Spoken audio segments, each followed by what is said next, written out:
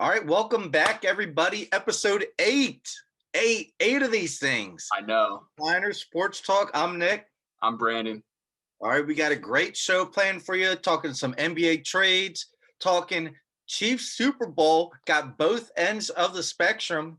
Can they win it? They're not going to win it. Who's who? Alabama, unfortunately, champs again. Going to talk about their dominance and what needs to change for that to change. And then at the end of today's episode, everybody, you're going to love it. Top 5 sports jersey / apparel that we own. All right. Some of our favorites. It could be Brandon's Notre Dame underwear he has. We don't know. Oh, look at that jersey.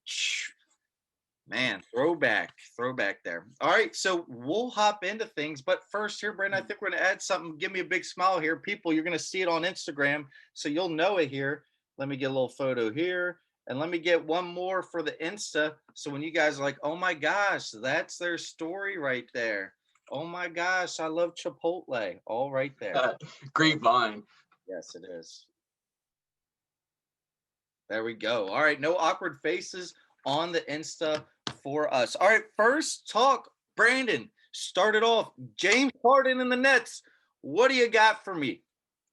I think it is a horrible trade for the Brooklyn Nets. What are you doing? Why do you want Tubby Harden on your team with Kyrie doing Kyrie things?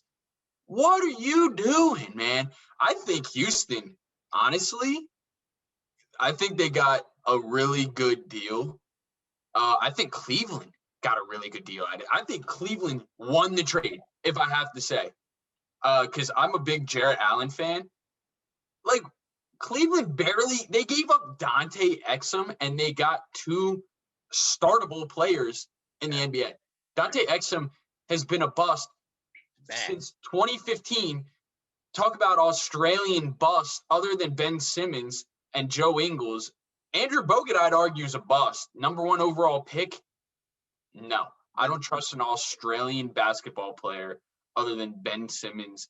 And Joe Ingles, I'll give him credit. I know I'm going off on a tangent. This is about Harden.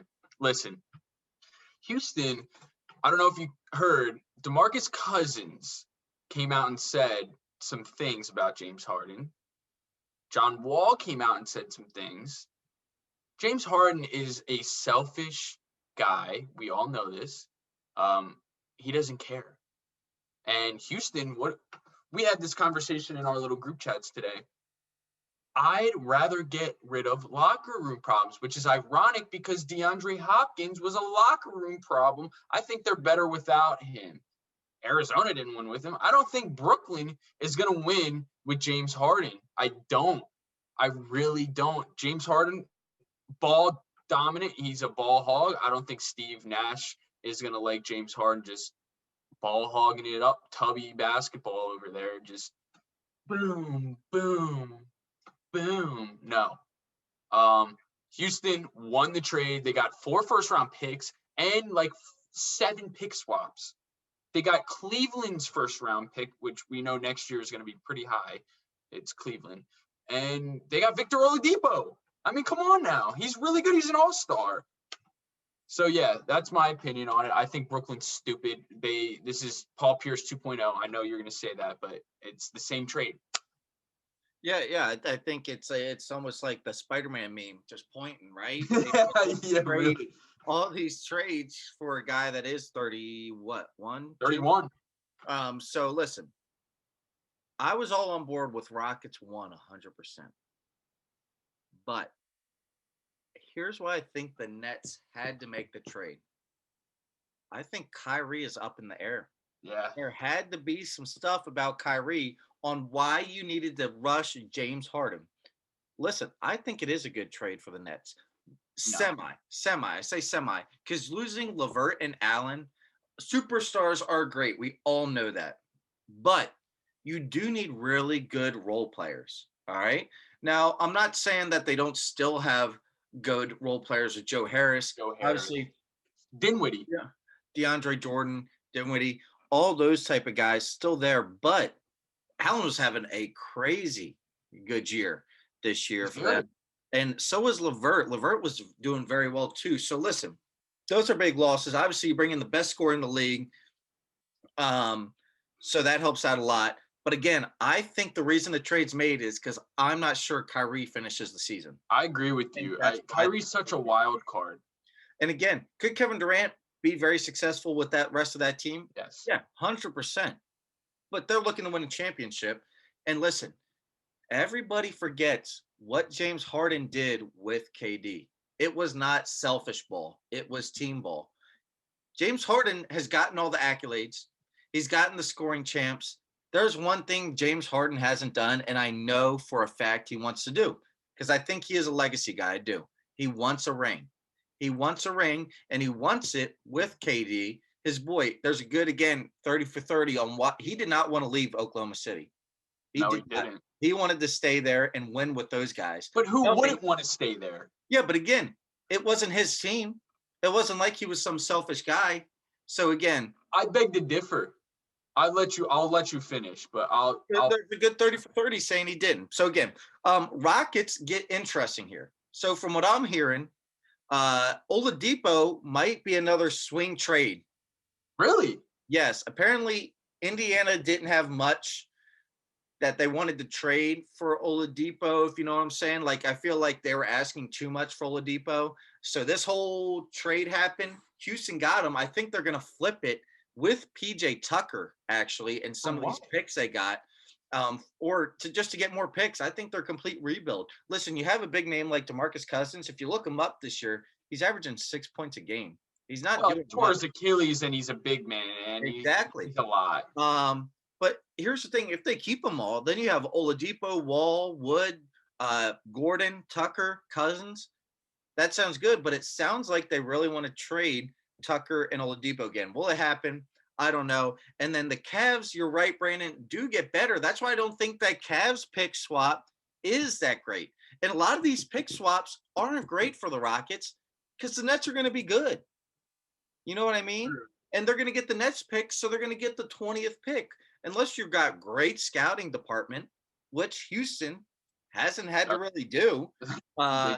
You know, does it matter? So again, I feel like the Nets kind of won the trade, depending on what Kyrie does. If Kyrie plays, watch out. Now, the last thing I'm going to say about it, the Nets have a big man deficiency now. Because I'm going to tell you this, Embiid's going to eat up DeAndre Jordan. You know what I mean? At this stage in his career, yes. DeAndre Jordan's a liability some nights. We're just going to try to outscore you every night. You know what I mean? They're going to try to put up 130 a night, which cool. But how effectively do they all play together? Obviously, right now, it doesn't matter. They could lose the next 10 and still win the championship. It doesn't matter. It's not football. So, again, they have time to figure it out. I think if this trade happened, it had to be this early to figure out the chemistry. So that's my take on it. To say your point about the big man, the Nets now have 3 available spots to fill, I'm pretty sure. Because they traded a lot of people. They have 3. They have a mid-level exception for like $5.7 million, and they have like another. They have a vet minimum, and then they have like an injury like 5.7 minimum. So they have 3 spots that they could fill. So look for some defensive help. Maybe even a Mo Bamba for like a second-round pick, because Mo Bamba's kind of out of the loop in Orlando. I know he's not up to, he was a 6th overall pick, but they just need a defensive-minded guy. Yeah. They don't need offense. I think Mo Bamba is perfect for Brooklyn. So watch out. If I'm the GM, I'm like, hey, Orlando, he's your 3rd center. He might be your 4th center. I mean, come on. 2nd-round pick. Let's get this deal done. And I think Brooklyn's good. Your point about Harden. Now, the reason Harden was happy in Oklahoma City, because Westbrook, Durant started. If you remember, Harden came off the bench. He was a 6th man. He basically ball hogged as the 6th man. He literally would jack up whatever he wanted. So his situation, yes, he wasn't starting, but the dude was getting just as many. Look it up. He was getting just as many shot attempts as Westbrook and Durant. Yeah, I'm just saying you're going to see a different KD, and don't be surprised if somehow Andre Drummond ends up with the Nets. All right. Really? Dude, Cleveland, I said they were going to be bad, Cleveland but just got Jared Allen. And Kevin Love. Dude, they have one of the best front courts. I'm not going to lie. But that's the thing. Who's sitting? Who you Well, starting? I think they all play about 25 minutes a night. All three of those, and then Sexton and Garland. Garland. So is that your starting five? I'm putting Love. Well, no. That's what I'm saying. No. I'm saying. I don't know. And don't they have a Quoro too? They just have guys. Yeah. So he's a front court guy. So I'm saying one of those guys is going to end up disappearing. All right. Hey, Drummond's having a good year. Sixers are up here too over the Heat. So, hey, Sixers, get back to full strength. Run the East. Okay. Kansas City. We got two different takes on this. Brandon says Chiefs Super Bowl champs. Yes. I say not. Yes. Brandon, why are the Kansas City Chiefs going to be 2021 Super Bowl? I have two guys. And it's not what you think. It's Travis Kelce and it's Patrick Mahomes. Now, I could have said Andy Reid. Two guys, what I think about the number one receiving yards guy and one of the best quarterbacks in the league. No, people don't give, and the reason I say this, yeah, Mahomes, obviously, but people do not give Travis Kelce as much credit as he deserves, man. You watch him, he's not only a good blocker, he is a good blocker. He's a good blocker for passing attempts too, like little screens and bubbles and all of that stuff that Kansas City likes to do. Travis Kelce, he's a smart guy. He knows the playbook. Yes, Andy Reid is brilliant. Yes, Eric Bieniemy, brilliant. Those two combined, I don't get why Bieniemy is not getting a job, but hey, I think he does. I think that's all talk. He will have a job. He should. Because it's not all Andy Reid. I can tell both of them are involved in that offense very much so. Yes, it helps to have Mahomes, but seriously, Travis Kelce, I want him to get tons of credit. The guy had almost 1,500 receiving yards as a tight end, and he blocks. It's not like he goes out on every passing situation.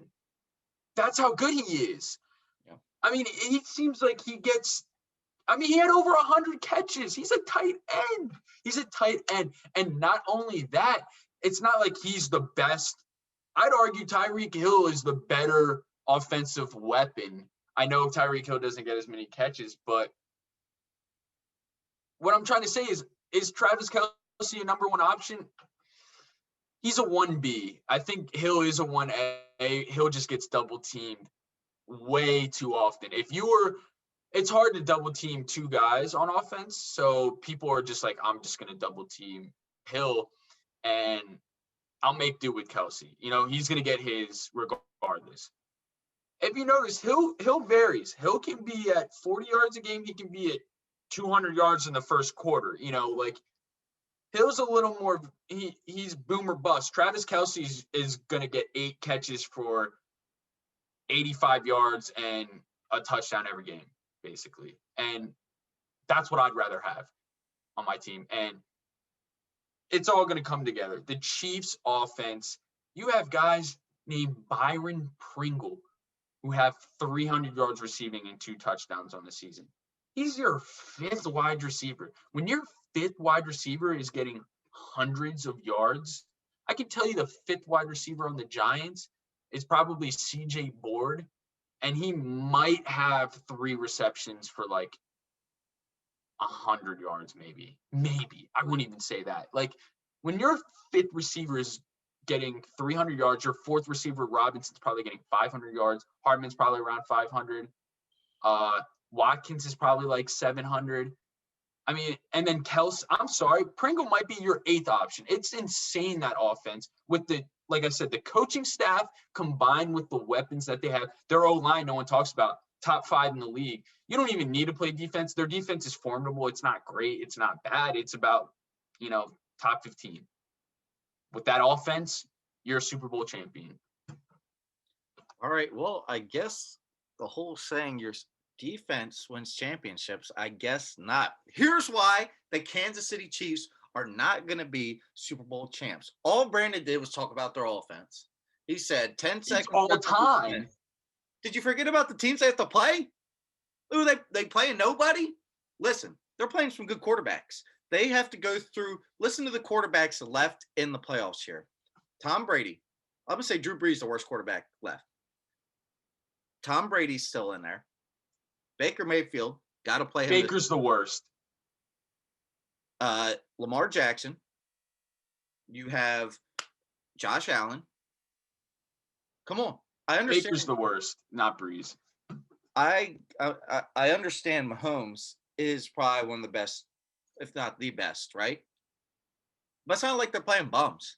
Listen, there's 4 teams in the playoffs right now that have scored more this season than the Chiefs.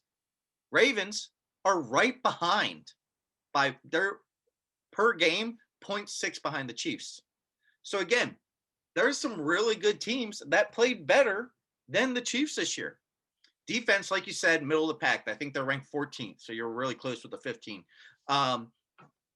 Their last 8 wins were by less than 7 points. They've played some not great teams, and they've lost to the Raiders. Okay, they're 15-1. Huh? They lost to the Chargers. 15-1. They have 2 losses, Brandon. They're 14-2. Oh, I don't count that last game of the year. Well, guess what? That doesn't make them 15-1. They're 14-2. 14-2. Listen, so they're not going in hot. They're not going in hot. They should have gone into overtime over the Falcons, and who knows what happens in overtime. They played some, and guess what? They did beat the Saints, right? In a close game. I think there's some really good scoring teams in this playoffs to where all these slow starts, it's not going to be like the Texans last year. We all knew that the Texans last year were not going to be able to score with the Chiefs. Then they got out to that big lead, and guess what? They simmered out. That's not the case this year with teams that have to play. Again, I said in the pick show, the Browns, if they can control the run game, they have a good shot to at least cover or win the game because they're a big play action team. If Chubb can run the ball with Hunt, that's going to change the game, especially for an average defense. Who says that can't happen? We saw what they did to the Titans. We saw what they did to the Steelers, who supposed to have great defense. How can they not do it to the Chiefs? They've proven they can score 40-plus points this year, too. So, again, that's my big thing. I don't think they can sit there and have slow starts. Now, listen, I'm not saying that I don't think the Chiefs could win the Super Bowl. I'm just telling you why I think they don't win the Super Bowl this year. All right? Obviously, you have Mahomes. You have Andy Reid. You have Travis Kelce. You have all these weapons. But again, I think if they get off to a slow start, their defense isn't as good, and their offense hasn't proven to be that juggernaut game in and game out. And I think that's why the Kansas City Chiefs don't win. Also, Bieniemy. He's had a lot of interviews this week, Brandon. A lot of interviews. And he has to prepare for the Browns. All these other teams. He's trying to get a head NFL job. And the whole thing about him not who's calling the plays. How many plays do you think Ron Rivera called this year for the Washington football team? He wasn't defense coordinator. He wasn't offense coordinator. Doesn't mean he's not part of the game plan, because obviously he is, right?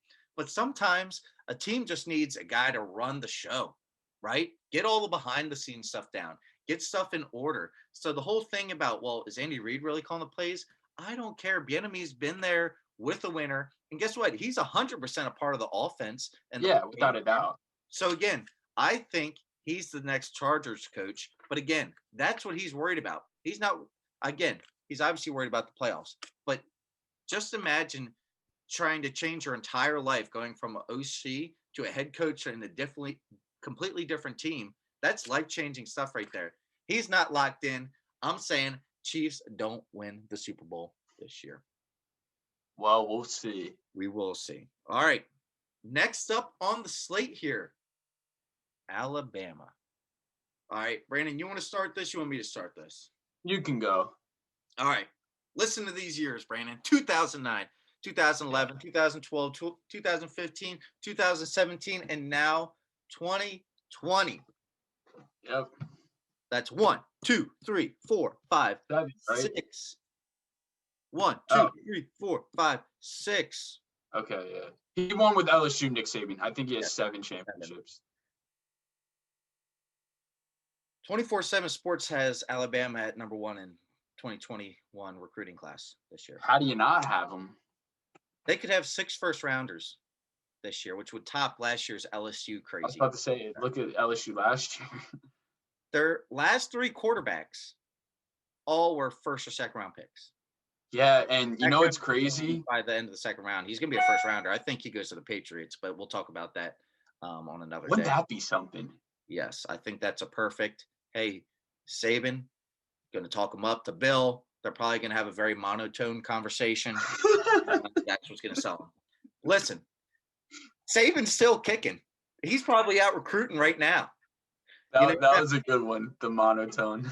He's not taking the foot off the gas. He's still rolling. Hey, Sarkisian, go ahead, go to Texas. Lost another OC. Bill O'Brien, come on over. Now, am I saying I love Bill O'Brien? No, but you could say you haven't loved a lot of their coaching hires that end up now go to bigger jobs. You know what I mean? This is just another guy coming in for his stop, win a championship, go somewhere else. Look at the OCs for Alabama. In all seriousness, they're so good. Alabama is so good. Or defense Kirby factory. Kirby Smart. I heard something too, like, would Dabo ever go there when Saban leaves? No, he wouldn't. But again, they have such a big coaching tree. Someone would leave wherever they're at, like Sarkisian. If he's doing well at Texas, he'll leave Texas to come back to Alabama to be that coach. You know what I mean? So the guys out there are fine. So that's my take. And I'll say, how do we stop it? I'll say it after Brandon gives his spiel about Alabama's dominance here. I read something this morning. If you went to Alabama since Nick Saban was there, you are guaranteed a championship. It doesn't matter what. Play 3 years. Even for 3 years. That's what I mean. You're guaranteed. So if you got there freshman year and you left your junior year for the NFL draft, guess what? You won a championship.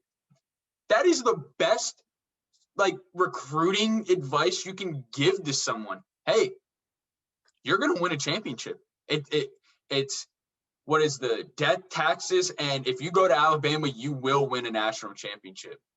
I mean, and come on, look at the NFL rosters. LSU and Alabama dominate them. Seriously, it is incredible how many guys from Alabama are in the pros. Just look at their running backs. Mark Ingram, right? Trent Richardson, bust NFL. But guess what? Great college running back. Eddie Lacy. Then you have TJ Yeldon, Kenyon Drake. I forgot Kenyon Drake and TJ Yeldon even went to Alabama. TJ Yeldon, Kenyon Drake. Who am I missing? I'm missing so many. Derrick Henry, obviously. Derrick Henry. No, I know I'm missing someone else in between there. Najee Harris, Damian Harris. Josh Jacobs. Guess what? I just named 10 running backs since 2009. Basically, come on. Their running backs are nuts. They're nuts. It's literally a factory. And you have Julio Jones, Amari Cooper. Look at the wideouts they had last year. Jerry Jeudy, Henry Ruggs, Jalen Waddle, your Heisman winner who looked like he can't be stopped, Devontae Smith. You had those 4 guys in the same team. What?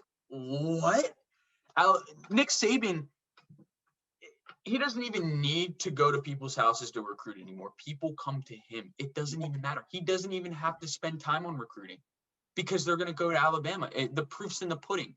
5-star recruits are going to be backups. When you see that, seriously, backups, 5-star recruit backups. Are you kidding me? Yep. All right. So their dominance is nuts. I've never seen anything like this. Yeah. All right. So how does this stop? How do we stop Alabama? How did the people stop Alabama from dominating? Well, one, if Nick Saban left, that'd probably help out a lot. But 2, make a bigger playoff. Give me an 8-team playoff. Now, listen, this was the final 8 of the AP poll at the end of the season. So this is after the season. Listen to these teams. So you got Bama, this is not in order. These were just the top 8. Bama, Clemson, Ohio State, Notre Dame, A&M, Oklahoma, Georgia, Cincinnati. That was the final poll. Now, again, that wasn't all in order at the top. I just put it in the how they were in the playoff for the top. You're telling me if they had that 8-team playoff, that there wouldn't be a possibility Alabama lost? Listen, what happened in the championship game second half, Brandon? Devontae Smith went out. We saw Waddle get in. So Waddle came up limping. Yeah, Waddle out. So now, could you imagine them going, the Heisman gone, Waddle gone. Obviously, he was gone all year, but you lose those two. Now go ahead and play. Look how much Sermon leaving affected Ohio State. That game, I'm not saying Alabama doesn't win, but it's different because there was no breakaway speed guy. If Fields wasn't hurt, could be different game. There's a couple runs he usually breaks off. He did not. So that's what I'm saying. Injuries happen. So you get this big, wide games. It takes an injury or two to happen for one of these teams to drop off. Now, listen, I heard Kirk Herbstreit talk on Part of My Take last week, and he said the way you get college football back, right? Because people are starting to fade off because it's the same story every year. Clemson, Notre Dame, Ohio State, Alabama, right? Oh, flip Oklahoma in there a couple times. Oklahoma, I was about to say Oklahoma. Obviously LSU, that was their first year and they won. Now listen, all these kids sitting out, it was a shame to see guys like Pitts not play again that last game. And all these other guys sitting out in these bowl games, Georgia guys, all this stuff. Well, if you include 8 teams, that's a lot more people that have a chance to then play. And now your good players in college football are playing. Pitts wouldn't have sat out if he was in the college football playoff. No shot. Again, this helps the fandom now. So if you can include all Power 5 champs, now the Pac-12 gets more power, guys. Because listen, now Oregon, Stanford, USC, all these schools, if you win the conference, you're in. Listen, I was lucky enough to play in the college baseball tournament. There's guys that get a chance to play in the basketball tournament. Listen, I can say I played in Division I college baseball tournament just because I won the CAA conference tournament with my team. That's cool to say. You know what I mean? I have a chance to make the tournament. These guys now, Cincinnati now has a shot to make the tournament. Those Boise's and those other schools have a chance to make it now. A&M, guess what? You would have made it. Georgia, you would have made it. Oklahoma, you would have made it. Yeah. Now there's so much more shots for more people to get in. Now, Alabama, you're not getting your second strings and third strings that you usually do because I can go to Georgia and make it. Maybe I want to go to Georgia, but the Alabama, aura of I'm going to make the NFL if I go to Alabama. Well, guess what? Now I can make the playoffs if I go to these other schools too. It's okay. Ohio State and Bama and Clemson don't have to rule the world because I can still make it. So that's my way. I think they can get it. And again, I think Alabama, Devontae Smith going out, Waddle being out, you can only lose so many guys and still dominate like that, right? Yeah. So that's what I'm saying. You have more chance of a slip up if you have the 18 playoff. I think that's how the dominance stops there. Brandon, how do you think it stops? So I just said I don't think it stops from what I just said. I think the recruiting it goes down to recruiting. It really does. The big 5 that you named, Oklahoma, Clemson, Notre Dame, Ohio State, Alabama. I'll throw Georgia in there. We'll make it a 6. Yeah, because I think Georgia's in there. Awesome there. I think those teams will come out year in, year out because they play in the big games every year. Why do you think the Pac-12 is falling? In all honesty, I want to hear your opinion. Do you know why? I just think it's they're kind of all beating up on each other. You know what I mean? I think that's a big thing. And I'm not saying it's great football, but usually in each conference you have that dominant team, right? Ohio State is a dominant team. Alabama, Georgia, a dominant team. Oklahoma, dominant team. There's a team that loses 1 or 2, and that's it. It seems like every year the Pac-12, the teams you think are going to be the big dogs have 2 to 3, even 4 losses playing in a conference championship game, And look, Northwestern had 1 loss, and it was a crappy loss, 2 losses. It was a crappy loss to Michigan State. And then, you know what I mean? They lost to Ohio State. Then they go play Auburn and crush them. Yeah. So that's what I'm saying. There's still some good schools.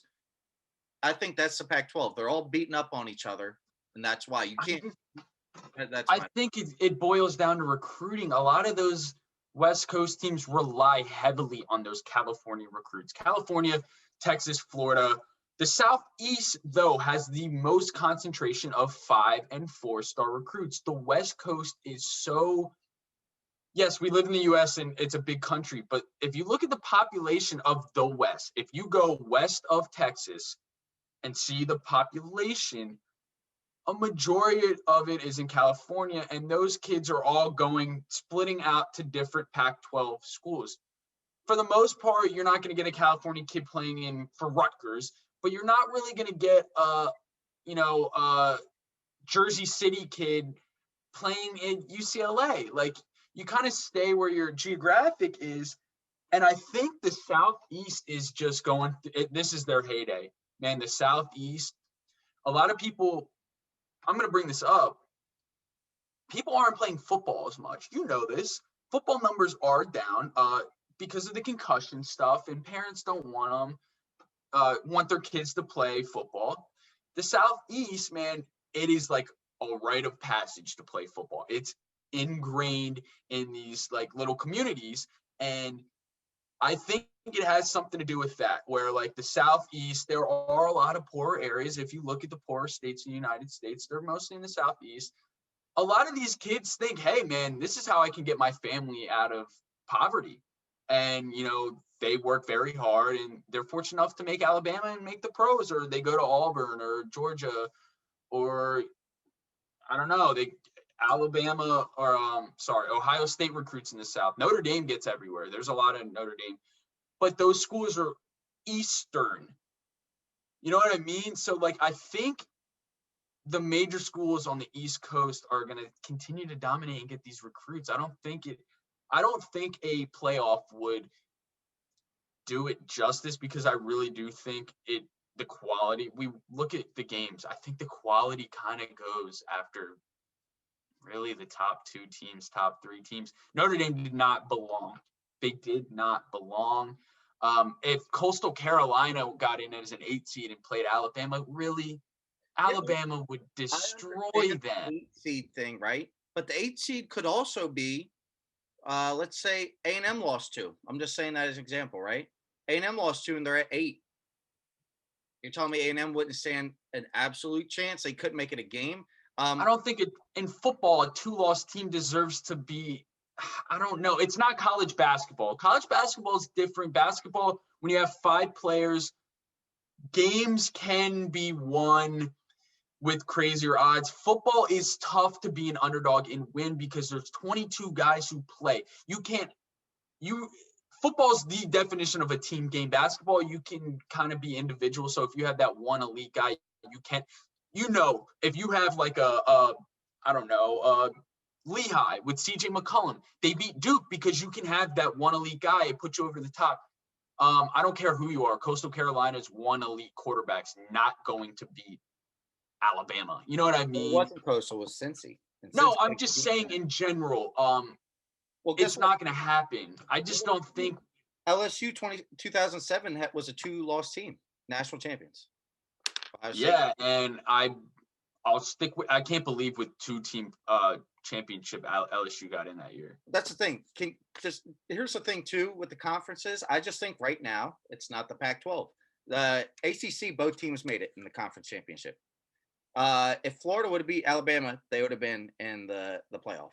If Northwestern didn't lose to Michigan State and beat Ohio State, they're in the playoff. You know what I mean? That's how it works. So I don't know. It's all I just think it's a way. If you can include the Pac-12 though, Brandon, then kids will go to the Pac-12, because now I don't have to sit as a third string for 3 years at Alabama. I can go to the Pac-12 and start for 3 years, 4 years. And guess what? If I just win the conference, I'm in. I can say I play in the college football playoff. One quick thing.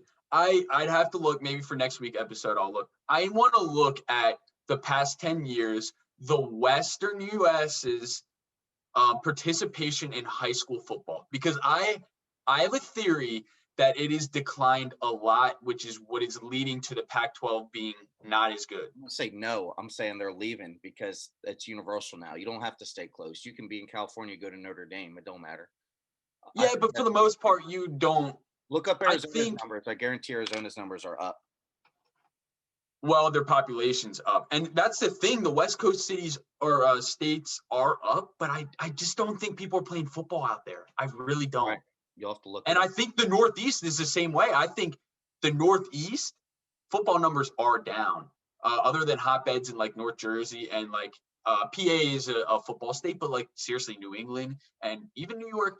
I want to say like Virginia South that's your bread and butter. Virginia to Texas in the All right, we'll do Southeast. some homework on that.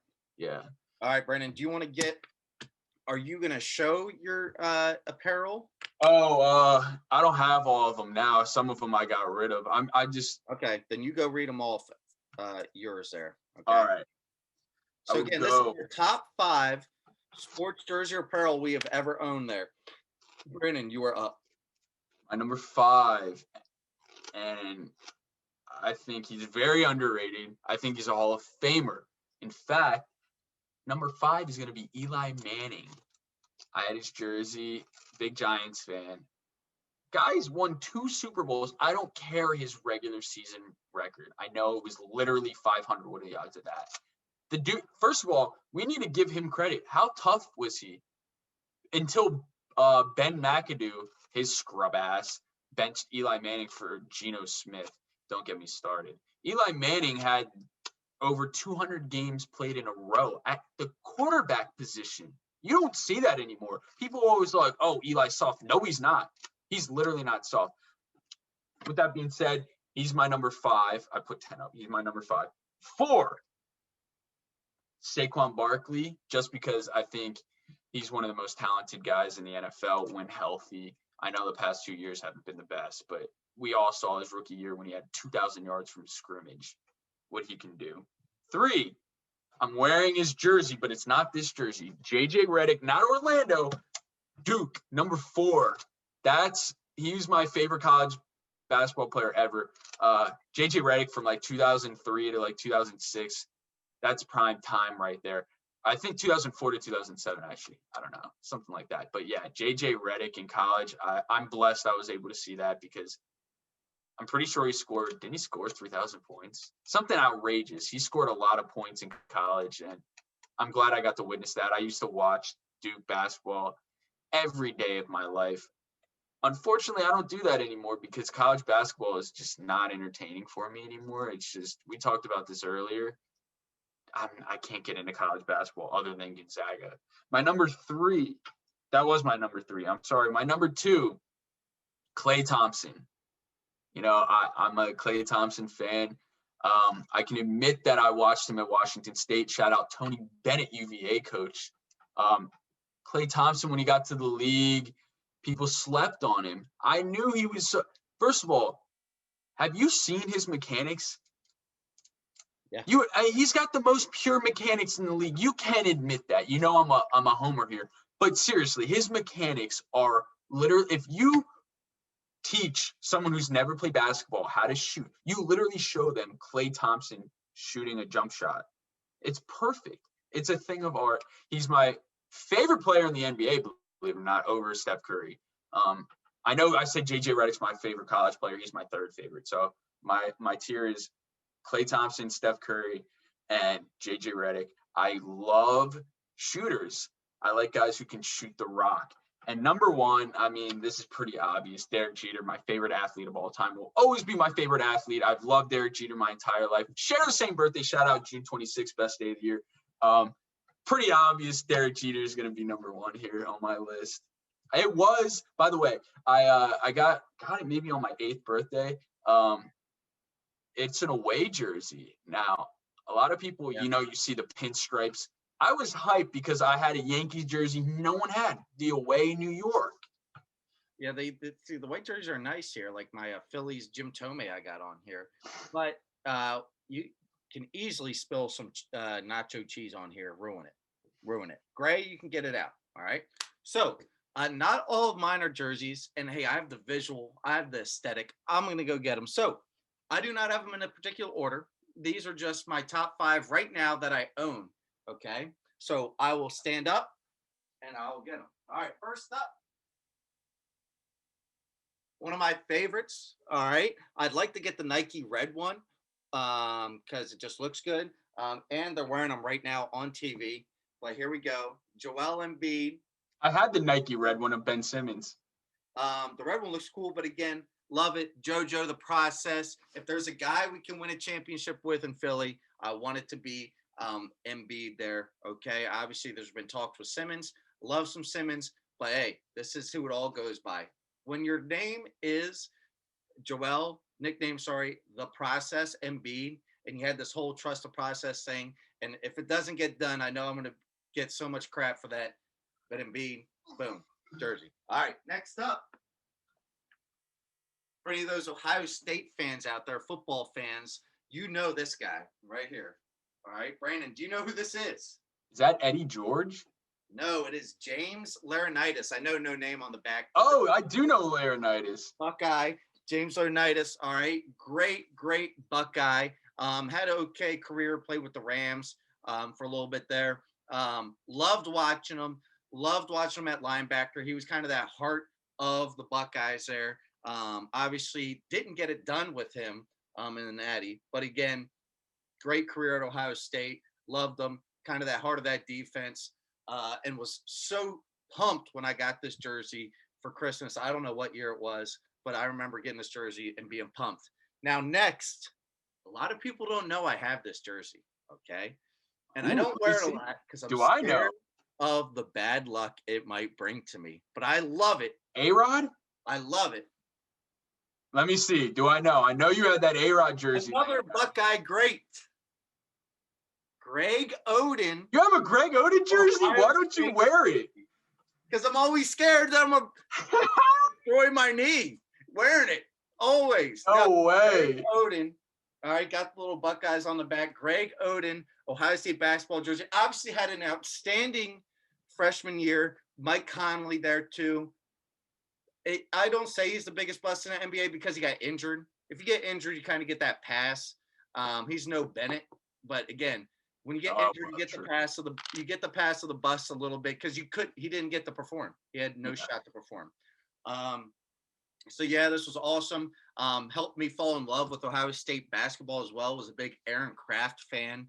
For those of you that know, I'm a big Big Ten basketball fan. That's why I like Draymond. Okay. All right. Next two are actually my two favorite hats. You notice I always wear hats. Love hats. I've always worn hats. So remember wearing an Ohio State hat every day, 6th grade, and having hat hair every day, 6th grade, because I love the hat so much. So these are my two favorite hats I have in my collection of sports teams here. Okay. So first up, we have Ben Franklin, Sixers hat right here, playing basketball. I like the logo. I think a lot of people that know me have seen me wear this hat. Love this hat. Just a cool logo. Obviously, they have different ones where he's a lot smaller. I like this one because it's freaking huge. You can't miss it. And it's different. All right. I know they are becoming more popular. I've seen the logo a lot more actually since I got in the hat, but love it. And then my last one, little throwback. I remember being so pumped I found this on Lids. Phillies have had some good throwback jerseys. Obviously, they've had those maroon V-necks 90s were sick, and I got a hat. And I know you can't really see it as much, but it's the jersey material. Yeah. On the outside of the hat, that logo there. It has the Cooperstown collection. It's one of the throwback hats. Love this hat. I don't wear it all the time just because I like it a lot. I don't want to mess it up. I just think it looks really cool. But again, Phillies hat, the little throwback. And then a little Tomei here. Love a little Tomei. Honorable mention, I have a Chris Cooley jersey as well. Washington football team jersey. Love that jersey too. But yeah, those are my top picks. All right. Any closing thoughts today, Brandon? No, I'm just excited to watch football again. I know we don't have a whole lot of weeks left of it, so I'm just going to embrace what we have this week, next week, and then Super Bowl in 4 weeks. Yep. So enjoy the football while you can. I am. NBA obviously ramping up. Some big baseball trades and movements. Padres, obviously, a couple weeks ago. Mets making trades. So again, we'll get into baseball when baseball season's here. There's way too much time for that. We got time for that later. Just some bringing it up. So again, my name's Nick. I'm Brandon. And we will see you guys next week on Recliner Sports Talk. See you. See ya.